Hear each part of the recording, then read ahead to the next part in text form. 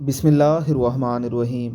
حضرت جابر رضی اللہ تعالی عنہ فرماتے ہیں کہ ہم لوگ غزوہ خندق میں خندق کھود رہے تھے کہ ایک سخت پتھریلی چٹان آڑے آ گئی۔ لوگ نبی اکرم صلی اللہ علیہ وسلم کی خدمت میں حاضر ہوئے اور عرض کی کہ یہ چٹان نما ٹکڑا خندق میں حائل ہو گیا ہے۔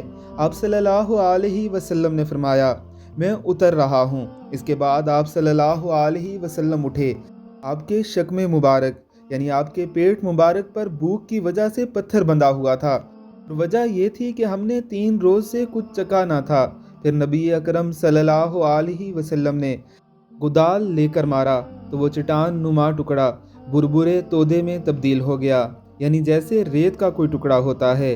اللہ رب العزت کی ذات ہمیں کریم پیغمبر علیہ الصلوۃ والسلام کی مبارک سنتوں پر چلنے والا بنائے، آمین ثم آمین۔